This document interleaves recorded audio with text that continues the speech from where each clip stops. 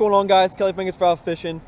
Hopefully you can hear me. It's a little bit windy today, but today I'm going to be showing you guys how to catch carp on floating bread. I'm going to show you the technique behind it and what I do to get bigger carp on floating bread pieces.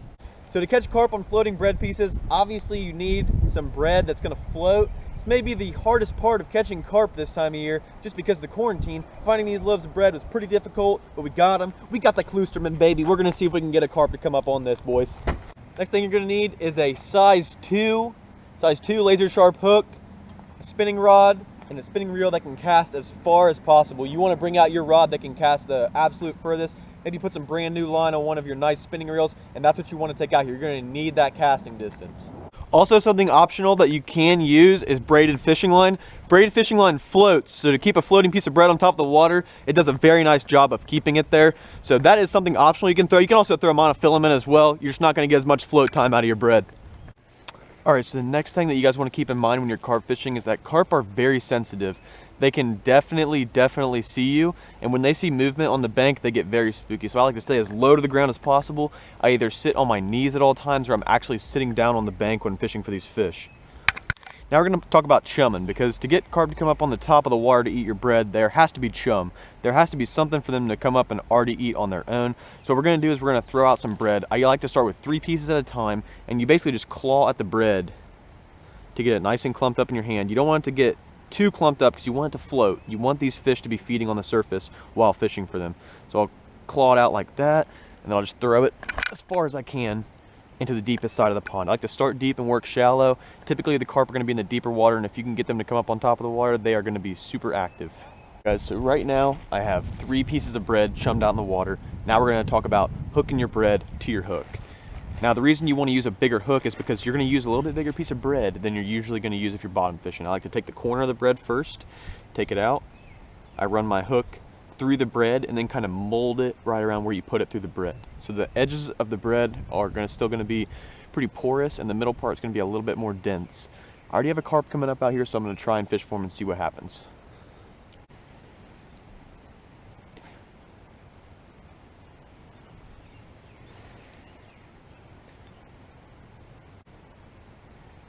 He moved away from it. Oh, he's got it. Oh, he ate it. Did you guys see that? On my first cast, the carp ate it right in front of me. As you can see, I got one of his scales instead of his mouth. Sometimes they'll kind of mouth it and it'll fall out of their mouth and it'll go on the bottom. That was my first cast, guys. Absolute first cast. Had a carp come up and eat the bread off the top of the water. He's still eating out there. So the only thing I really did wrong there is I didn't let him eat it long enough. What's going to happen is these carp are going to come up, they're going to suck your bread down, and you want to let them eat for a minute, because I'm throwing a little bit bigger piece of bread here. So I didn't really even see that fish come in. I just saw him right behind the bread, and he just absolutely annihilated it. So we're going to try and get back out there and get that fish. That was an amazing start, you guys. I hope you guys saw that.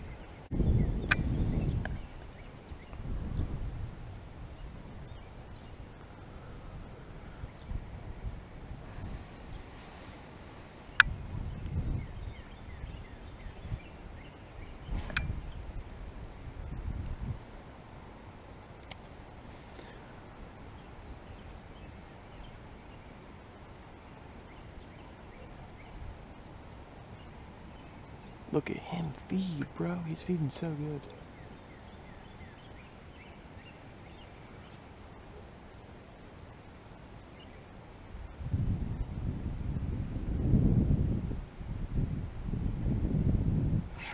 On, guys. Finally on him.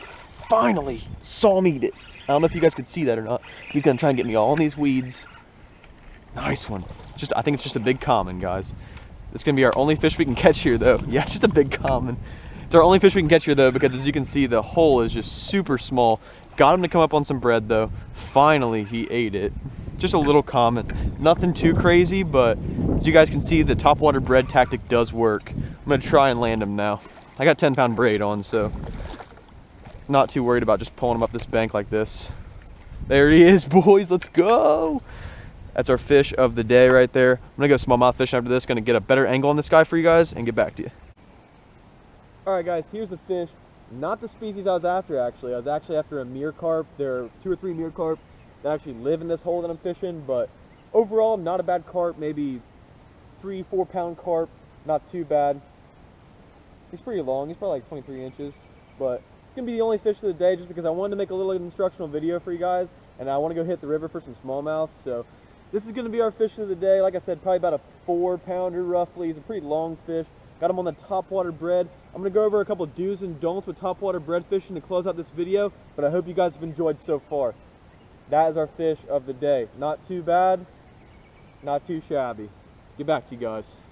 A lot of people where I'm from like to kill carp, but I like to let them live, let them swim. It'd be fun to catch for everybody else. Let's go over a couple do's and don'ts for carp fishing real quick. When you see a carp pick up your bread off the top of the water, don't get too excited. I'm telling you, it's awesome. It's like something picking up your frog. It's like a 6-pounder coming up and picking up your frog. But don't get too excited. Let them take it for a little bit, let them eat it, and then set the hook. I highly recommend throwing braid for your topwater bread. It will really give your bread more float life. I could keep a bread out there as long as I wanted to without reeling it in, and it would totally sit on top of the water. So I really recommend 10 to 15-pound braid for this topwater carp fishing. And lastly, don't get too frustrated. You're gonna see a lot of carp come up, you're gonna chum them up, and they're all gonna be coming up right in front of you. And if you can't catch that carp, don't be frustrated. Try for another one. There are probably many carp in the holes that you choose to fish. So just because one carp won't come up on your bread, don't get frustrated. Catch the other one in the hole. And lastly, carp are gonna set your bread down.